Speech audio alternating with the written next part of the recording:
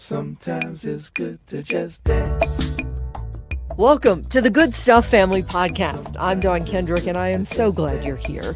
These are stories from the perspective of a news reporter on a next-level assignment. Everyone has a story. Stories of hope, resilience, and how we believe God weaves people, relationships, opportunities, all of it for good. For many of us, faith leads our steps, others not so much. But that is what makes this growing Good Stuff family great. We know the journey is better together. Welcome to the family. Got a suggestion. Sometimes it's good to just dance. Come along. You guys, I feel the heart behind an alternative news publication called The Pour Over.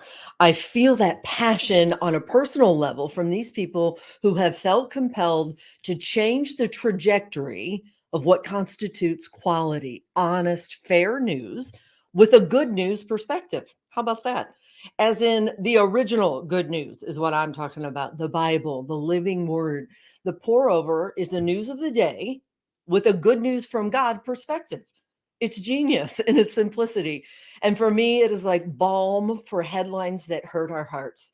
And now I've had the pleasure of meeting my new friend, Kathleen Watkins. And, when you meet somebody, you already have such esteem for them, but you meet them and you realize they're the real deal, genuine stuff. And now that I've had the pleasure of meeting Kathleen Watkins and learning more about this God-inspired grassroots effort that has grown now to 840,000 subscribers and is growing even as we speak. That's why it is such a pleasure for me to be able to introduce you to her here now live. Like, honestly, when she said, yes, yeah, we'll do this, we can do this, I thought, this is going to be one of my most favorite interviews. So without any further ado, I'm going to stop this. You saw that already. And she's taken time out of her day to join us. So when you sign up for this email, now you can be like I am. I know her. And we get a firsthand account of all of the building up of what I don't think even you all expected it to grow this quickly, did you? No. Yeah. So Kathleen Watkins, thank you for joining us. Would you just give us kind of a window into what it is right now? Let's just give people an idea if they're not familiar with the Pour Over newsletter. What is it? And I'm going to work our way through some pictures here that you gave us that kind of help tell this story. But yeah, give us a window in what exactly is the Pour Over? Sure. So the Pour Over exists to be a trustworthy news resource guiding people towards eternal hope. And how we do that is 3 times a week, we're going to send an email, and it should take you less than 6 minutes to read that email. And we're going to summarize the day's biggest headlines and secular news headlines. So what are you going to walk into work or be in the grocery store and hear people talking about? We're going to summarize those stories for you. We're going to give you just the black and white of the story, hopefully. And we're going to pair the 3 biggest stories with a Christian perspective. So it's often going to say something like, this is big news today, but in light of eternity, it's going to be okay and our hope is secure. So that's it. We just want people to be able to stay informed and still keep their hope secure and keep their eyes on Jesus. That's it. That's what it is for me. It's like if ever there were a way to just put in words, a big exhale, like, it's that in the morning. What a great way to start the day, rooted, right? Glad to hear that.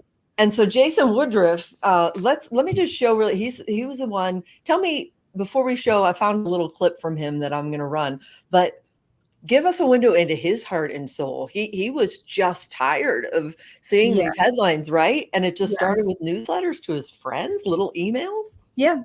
So Jason, when he was in business school, I want to say, and of course it's his story, but he often describes it as he was just frustrated with his options for staying informed as a Christian. So just as a personal exercise, he started summarizing news stories for his friends and sending that to them and just asking them, like, how was this? How was this summary? Did you find it unbiased? Did you find it refreshing?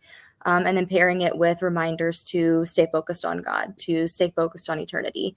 So he started just sending that to his friends, and it grew a little bit from there. And he had just some of his church circle or his friend circle helping him And then that was 2018. 2019, it really started to grow.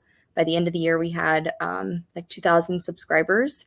And then 2020 happened. And I'm not sure what happened that year, but people really wanted a different news source. So we grew a lot in 2020. And then I'm going to show this little clip from him because I thought how old is he? He's pretty young, isn't he? Oh, he's younger than me. So. And he left his current job. Y'all were kind of part-time doing this, Mm-hmm. weren't you, from home, right? And left his current job. Then he realized people immediately confirmed for him the need for this, the want for it. So let's just show this little clip about him. I love it. Okay, here we go. I love Jesus, but I consider myself politically homeless. I agree with Republicans on things. I agree with Democrats on some things. I really, really disagree that either party has a monopoly on Jesus. I started summarizing the news for myself, saying it can't be that hard to just put Christ, not a political ideology, first. Now, it's what I do full time. 280,000 people are subscribed. Maybe you'll enjoy it. If he only knew that now, 280. Hello. I know. 800. It's funny because that was not that long ago. Right. That he reported 840. Is that the right number? 840,000. Right. And and by the time we end this, it's going to be higher even then, because I talked to you just a few days ago when you said it's at 800,000, and today we can stand here and say 840,000. Yeah. And a lot of your growth comes from referrals. People just share it with their friends and family because they read it and they're like, oh, somebody else needs this. And so that's really, it's exciting to see that people share it, and that's how we grow a lot. Are you able to tell the demographics that are mostly interested in it? We have some. Our business team is working on getting better demographics. I mean, it's only as good as the information people put into their emails, but personally, I'm not quite sure. I know that we have, when we started, we had a good portion that were millennials. We actually started with this tagline of like news for millennial Christians. And we've talked a lot about finding some of our old Facebook ads and pulling them off, because it's not just millennials anymore. You know, a lot of actually the millennials who were maybe our first subscribers now share it with their parents. They're like, oh, my parents need this, you know? So we've expanded our demographics a lot. That's what I was thinking when I asked the question. I'm sure that it's pretty diverse, because I think the feeling is, in general, when he said he's politically homeless, like that made me think of this. I sent it to you too. It's just crazy when we say God weaves, don't watch him work, but this popped up in an email after I had spoken with you, and we both, it's right there. Oh, here, let me remove your banner here.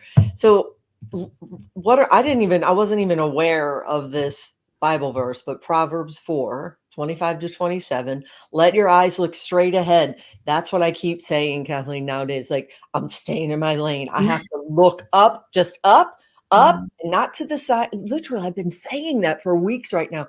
Let your eyes look straight ahead. Fix your gaze directly before you. Give careful thought to the paths for your feet, and be steadfast in all your ways. And here's the part that made me think of you and Jason. Do not turn to the right or to the left. Speaking of a political year, an election year, keep your foot from evil. Wow. That invitation to not have to turn right or left, to just stay rooted in the thing, the good news. It's literally the good news. Yeah. What were you thinking when I sent that to you? No, I love it. I always say it's one of my favorite stories in the Bible. And then when I have to talk about it, I get nervous that I'm going to say the wrong name. But I think it's Nehemiah, when he's building and people keep talking to him and he's like, oh, I can't come down. I'm doing a good work. I can't come down. I'm doing a good work. And so often I feel like that's what we feel like, because a lot of people will call us to kind of stray from our lane a little bit. You know, they're like, why won't you speak out against this? Or why won't you specifically say that? And it's like, that's not what we think we're supposed to do. We can't come down right now. We're doing a good work. And so Amen. I love that. Amen. And if you want You can watch the news if you want spin. Right. You We know, often tell people, we're like, there are lots of sources out there that will tell you what you're looking for, will tell you how to feel about a story. We don't want to be that source for you. Yeah. So, and I'm going to scroll through because this was a grassroots effort where you brought all of these great people together that aren't necessarily journalists. no. But so let me scroll through this. This is your family now. This is your home. So it starts with him. And I Yes. thought it was hilarious the way you guys write so conversationally. If you're upset, this is who you're upset with about Jason. He's Mhm. a PK who thought he'd be a pastor, but ended up writing emails for a living. He's not very athletic. He's telling Whipple to boost growth by giving away a Tesla. He and his wife Hannah have one daughter. And then you talk about someone who has too many kids. I want to be friends with these people. Like this, just even the writing of the bios are so personal. So Oh. could you tell me more about the team that's behind this growing effort? Yeah, a lot of the people did know Jason beforehand. So Nate and Jason, Nate, who you just saw, have been best friends since high school. Whipple right there is the one who wants to give away a Tesla. He actually is a dentist and still helps us in his off time grow the newsletter. Nate worked with Emily for a little while at his previous job. So there's a lot of the weaving that you talk about there. Mm-hmm. People like me, I didn't know any of these people before, and now I'm just grafted into their family, and I'm so thankful because they're so much fun to work with. Ellie goes to church with Jason and Nate. So then we have, let's see, Matt right there, who you'll see. He knew Jason before. I think they went to church together. Those are the editors who Mhm. kind of check each other. They So do. they've got different opinions and they make sure that it's unbiased. Yeah. Yes. Mhm. Matt's a lawyer and Will is a nurse practitioner. So a lot of people still doing this like in their off time. And Will is in Connecticut. He's one of our remote workers. Our Yeah. writers right there. Siler actually he was Nate and Jason's youth pastor.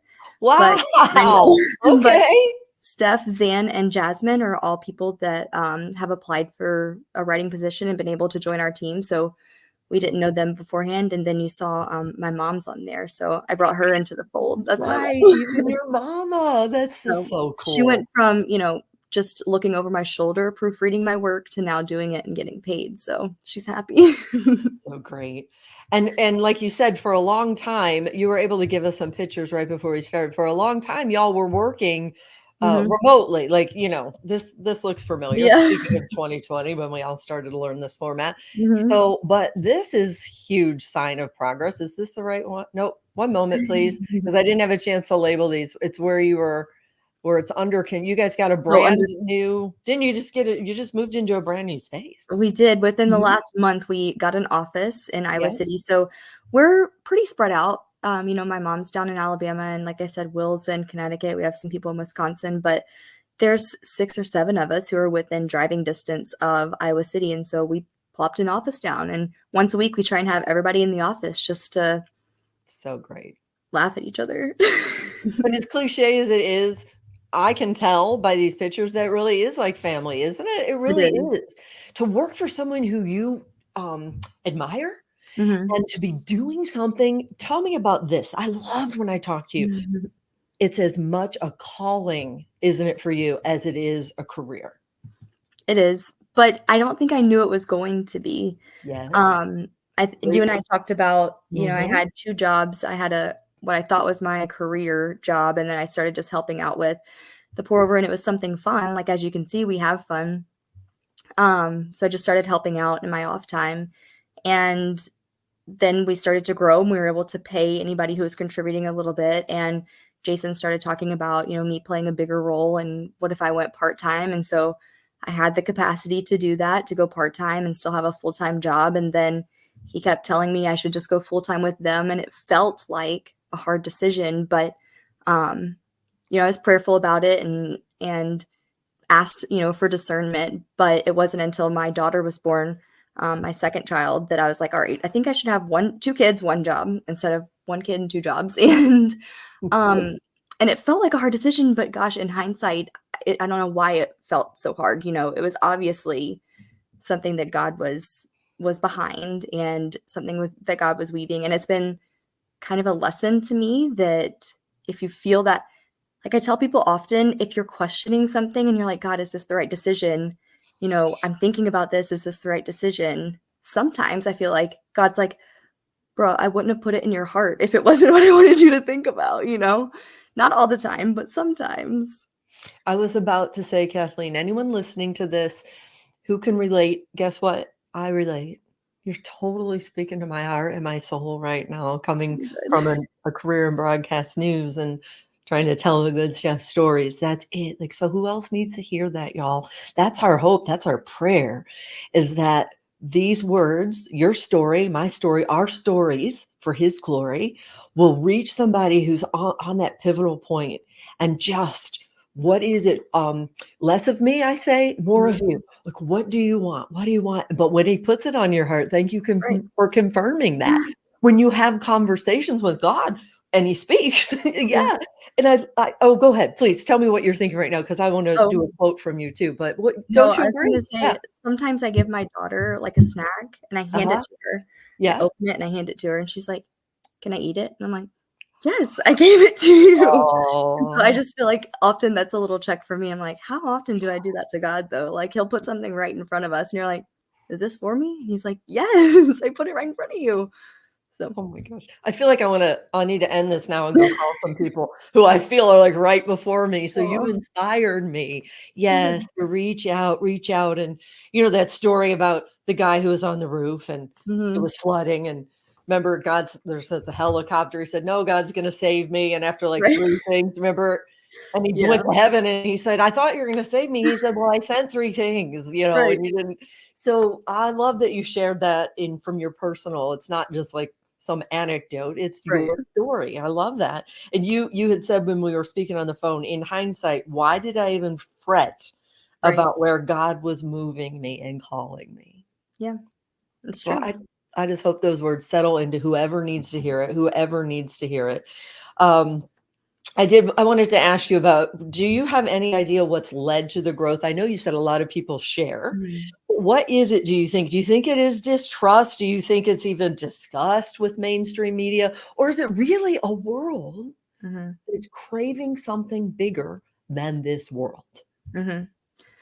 I think the aspect of our mission that has consistently resonated with people most has been the politically homeless.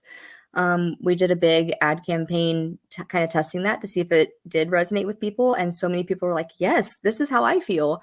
I don't always want to claim this party, or I don't always want to claim that party. So I think having a home where people say this is for people who are politically homeless has drawn a lot of people.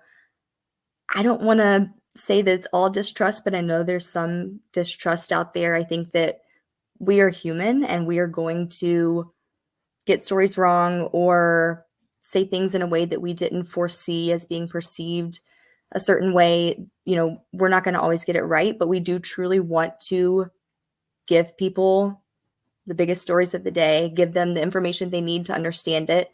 So we hope that we can be a trustworthy news resource. That is our mission, that we say, in the bottom of every email, we want to be trustworthy. So hopefully we can be that home for people who are looking for a trustworthy source. And then I think just continually pointing people to Christ that's the bottom line for everything we do. And I know that is something that you can't get everywhere else. So I think that draws a lot of people too. Amen. And I found a quote from a reporter who had interviewed Jason, and he wasn't all, he was had constructive criticism and stuff, but he said almost your exact words. He said they're branded politically neutral. Thank you. I mean, that just those 2 words are like an exhale: politically neutral and trustworthy news source. Right. And then he quoted Jason as saying, that they hope to pour over. He quoted him in an interview early on. If we have an opportunity to explain more of the facts and push and introduce some compassion, yes, please, we need more, or eternal perspective, that would be good. Yeah. That's it. Yeah, we get a lot of pushback on the politically neutral. We do think that as a news source, we can be politically neutral. Everybody on our team, of course, has political leanings. We want everybody on our team to vote, and We take anonymous polls every once in a while to see just, are we as politically diverse as we say that we are? Because we often will say, we have people from all across the political spectrum, and we do. That's been confirmed in our polling, but we work together and we disagree well as we work together to present just the neutral, hopefully, story. So a lot of people have a hard time, dissociating, oh, well, as Christians, you can't be lukewarm in something. And we would agree, as Christians, you do need to have, convictions, and you can.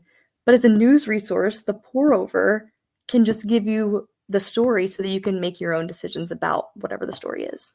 And you can stand around the water cooler at work, and you Right. can be informed from your 6-minute read, but then it's up to you if you would like to, maybe that you find yourself an opportunity to share the gospel. I Right. love Bob Goff when he says, we say it in our intro, I stole it from him, that for many of us, faith leads our steps, Mhm. and others not so much. But that's what makes this growing Good Stuff family great. Mhm. So that's just it. So here you are pulling in people who want some unbiased news.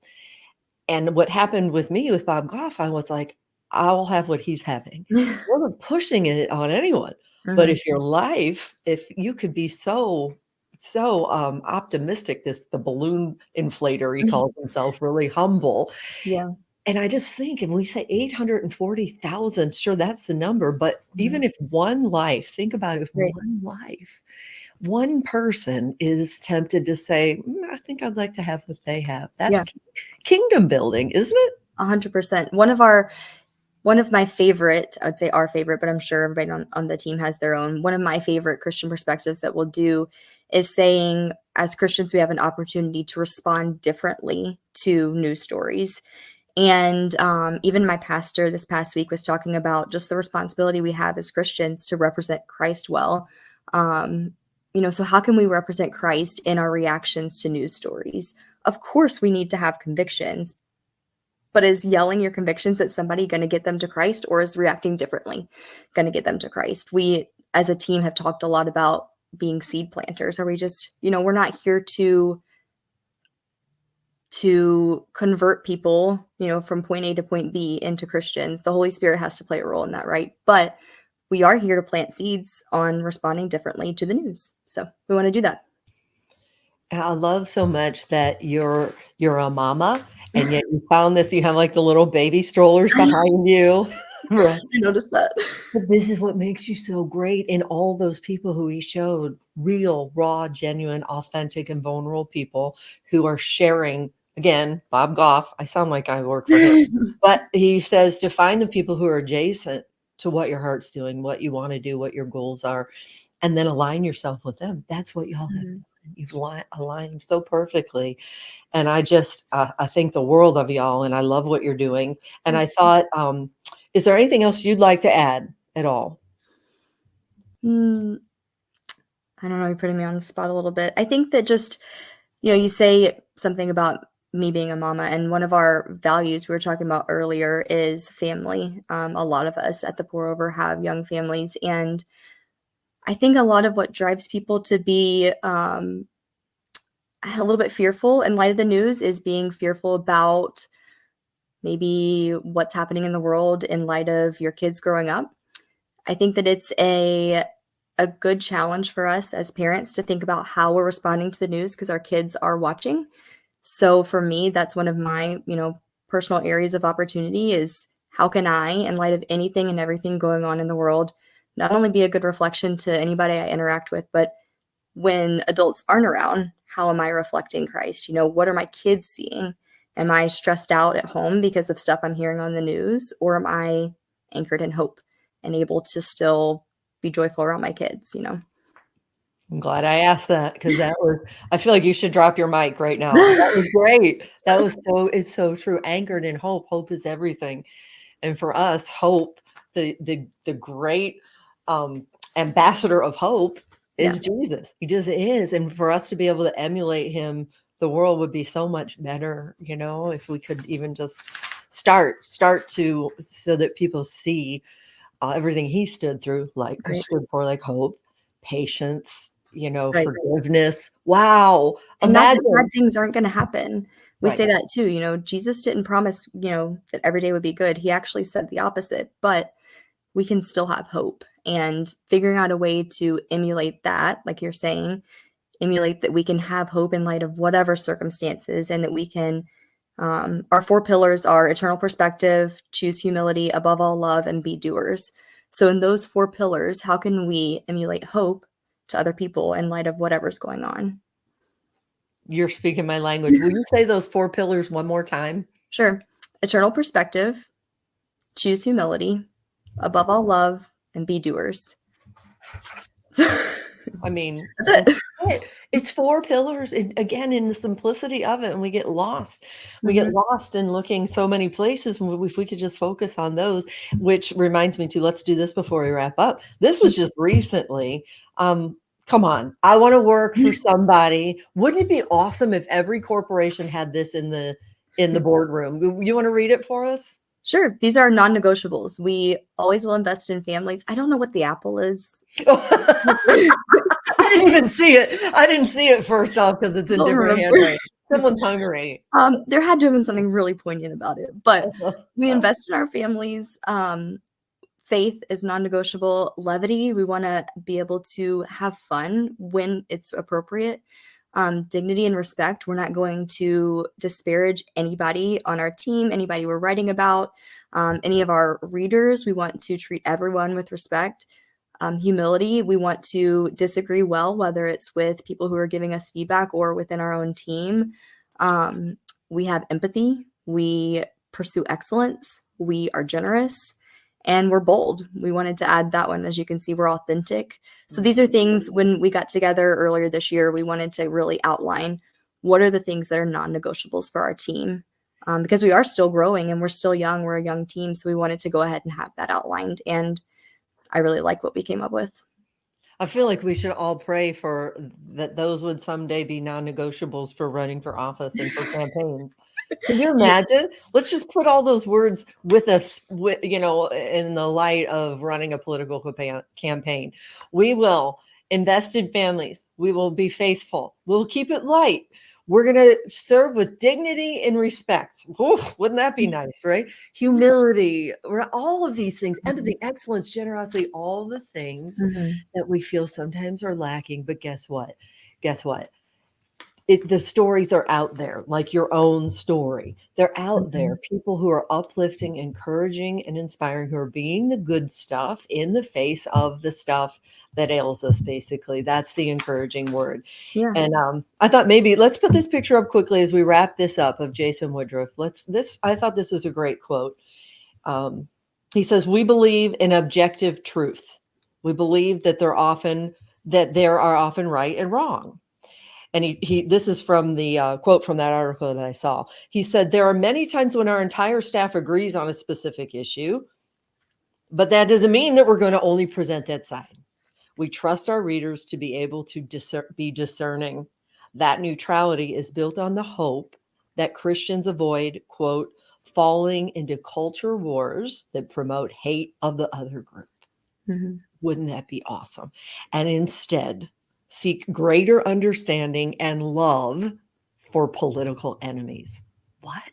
It's funny. I think I know the interview that this came from, and it was, a couple years ago, but so much of what Jason said in that has actually, it's funny to see him say what has grown into bigger campaigns. This political enemy campaign, we now have said a few times, like, Jesus loves your political enemies, because, and Jesus says to love your political enemies. And we have an election series of articles that we've been putting out this election season, where we're examining just platform topics, and from immigration to abortion to healthcare and education, just presenting a very brief summary of what the topic is, and then providing a summary of what Republicans say and what Democrats say. So to his point, what we want to be able to do, even if everybody on our team feels one way about a topic, we want you as our reader to be informed on what everyone says so that you can make your own opinion. Because the best part, I think, about our articles is that more often than not, there's a section that says Republicans and Democrats agree on ABC. we often agree on a lot. There are just some parts that we don't agree on. So what would the world look like if we focus more on the common ground we had with people first, and then still acknowledge that there are some areas where, we differ? There it is. And I did save this one. We can throw this in as we wrap it up, that this really spoke to me. It always does when I read it. But this was when I reached out to you guys, actually. This is the one I sent to you guys where I said, bravo. Mm-hmm. Guess what? In a world where we feel like, what does it matter? What can I control? Mm-hmm. Look what you started out with. And it's from Tim Tebow. Mm-hmm. Just remember when he did the 316 and you're so easy. He Mm-hmm. said, we can control a few things. We can. Mm-hmm. Attitude, effort, our focus, and how we go about treating others. Will you keep that up for a second? Because it's interesting. Yes. I mean, we put out these quotes of the day, but when you look at that, I see our pillars. So our attitude is, choose humility, our effort. Are we being doers, our focused, eternal perspective, and how we go about treating others. Are we above all loving others? So, yeah. Come on. That quote of the day that day did a good job. Now you should definitely drop the mic. For sure. Do you have any insight quickly? I was just curious of why they chose the name The Pour Over. Is there any kind of little tidbit? Well, so the inside scoop is that Jason came up with the idea for the pour over in a hoo-hot, which a hoo-hot Mongolian grill. It's like a Chinese restaurant. Anyway, that didn't lend itself to a good newsletter name, but he had just had the idea of like, what would it look like if you were reading this newsletter and it was just kind of plain, it's just hot black coffee. And so at first he called it hot black coffee. I don't know if that's because he's in a hoo-hot and so that inspired him with the hot black coffee, but it didn't stick. And so we wanted to stick with the coffee theme, but kind of a play on words like, well, we're pouring over the news for you so that you don't have to, and we're going to summarize it for you. And it just kind of evolved from there. And we picked a coral color and threw a coffee pot on our logo, and that's it. And so look what I found when I Googled the pour over. Ready? Okay. This is perfect, I think. And obviously y'all didn't probably consider all of this, but are you ready for this? Who invented the pour over as we know it today? This is a German lady by the name of Melita Benz is credited with creating the pour over method way back in 1908. At that time, there were numerous percolation methods in existence, all of which created, ready? Thick, muddy brews in a crude fashion. What? She said, no, we can do better than this. Come on. It's noted throughout history that coffee was invariably bitter. Yes, like sometimes the news feels bitter to our palates or a taste attribute that was inextricably linked to the roasting and brewing process, but that was about to change. Just like the pour over was about to change how we take in our news. Benz, allegedly in defiance of the brew methodology of her day, decided to address this issue of bitter sludge. I mean, come on, Kathleen, come on. The bitter sludge that people were calling, quote, coffee. Enter the paper filter and modern dripper or pour over brewer. And then it ends, this article ends with, and I quote, 3 words, bye-bye bitterness. I love it. Huh? I love it. We should start using that story instead of the Who Hot story. I don't even know what Who Hut is, but you said Mongolian barbecue, and I am hungry. I got a little hankering now for some Mongolian barbecue. I don't know. I'm so grateful for you, though. So grateful that you took all of this time for us. And you want to tell people where they can find you then, if they haven't already signed up for the email? Sure. So you can find us at thepourover.org, just ThePourover.org. As soon as you go there, there'll be a box where you can subscribe. It is free to subscribe. The Pour Over's content will always be free. We also put our newsletter content out into a podcast. So newsletter comes out Monday, Wednesday, and Friday. And our podcast will come out those mornings as well. And you can search for The Pour Over Today anywhere where you find your podcasts. And that's it. We're on Instagram. Yeah, I followed all your social media as well. That's where I found that little clip that I'm seriously surprised that you said it's not that long ago, from 250 something to 840. So sky's the limit. Maybe we connect back with you like at the end of the year. Yeah. I would love that. We have our eyes on 1 million. So we'll have to have a big celebration. I see it. I see it. It feels like it's got at work. So sky's the limit. So thank you so much. So grateful to meet you, my friend. Thank you. It was so nice talking with you. So nice talking with you. God bless you. Sometimes it's good to just dance. You've been listening to Don Kendrick's The Good Stuff Family Podcast. If you found inspiration here, would you click subscribe, follow, share as we grow our Good Stuff family tree? Check out thegoodstufffamily.com for links to all our social media platforms and for how you or your business could sponsor a story. The Good Stuff Family, reaching and touching hearts around the world by weaving families together one story at a time. On your mark, get set, let's go. Well, I got a suggestion. Sometimes it's good, so just come along